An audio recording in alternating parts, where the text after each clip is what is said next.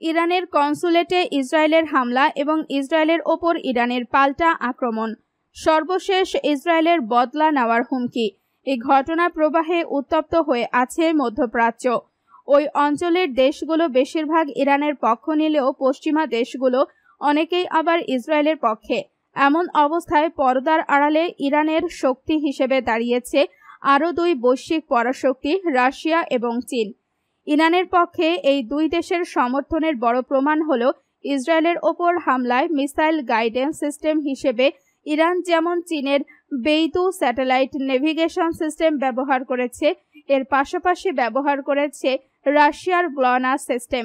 এছাড়া আগে জানা গিয়েছিল রাশিয়ার সাথে ইউএভি মনুষ্যবিহীন বিমান তৈরির গবেষণা চালাচ্ছে ইরান। এই ধরনের কিছু ইউএভি ব্যবহার হয়েছে ইসরায়েলে হামলার সময়ে। 13 এপ্রিল ইসরায়েলের ওপর ইরানের হামলার দিন দুয়েক আগেই আবার রাশিয়ার উপ-পররাষ্ট্রমন্ত্রী সের্গেই রিভাকভ এক বিবৃতিতে জানান, মধ্যপ্রাচ্যে চলমান পরিস্থিতিতে ইরানের সাথে যোগাযোগ রাখছে রাশিয়া। ইসরায়েলের সাথে পশ্চিমা দেশগুলোর আতাতের ফলে অশান্তি তৈরি হয়েছে এমন ইঙ্গিত দেন তিনি। 2022 সালে ইউক্রেনের বিরুদ্ধে যুদ্ধে রাশিয়াকে ড্রোন এবং ক্ষেপণাস্ত্র সরবরাহ করতে সম্মতি জানায় ইরান। এর বিনিময়ে রাশিয়ার থেকে তারা নেয় উন্নত মানের যুদ্ধবিমান এবং আকাশপথে নিরাপত্তার প্রযুক্তি, যার সাহায্যে ইসরায়েল এবং পাশ্চাত্যের দেশগুলোর সাথে হাড্ডাহাড্ডি লড়াইয়ে অবতীর্ণ হতে পারবে মধ্যপ্রাচ্যের দেশটি। বর্তমান পরিস্থিতিতে রাশিয়ার সাথে ইরানের মৈত্রী আরও গুরুত্বপূর্ণ চোখে দেখার সময় এসেছে।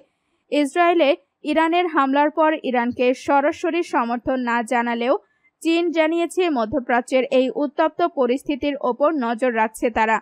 দেশটির পররাষ্ট্র মন্ত্রণালয় এক বিবৃতিতে বলা হয়, মধ্যপ্রাচ্যে ক্রমশ অস্থিতিশীল পরিস্থিতি নিয়ে তারা গভীরভাবে উদ্বিগ্ন। উভয় পক্ষকেই ধৈর্য ধরার আহ্বান জানায় চীন। এছাড়া মধ্যপ্রাচ্যের আঞ্চলিক শান্তি নিশ্চিত করতে বিশ্বকে আহ্বান জানায় তারা। ইরান ও ইসরায়েলের এই সংঘর্ষকে তারা গাজায় চলমান পরিস্থিতির অংশ বলে মনে করেন।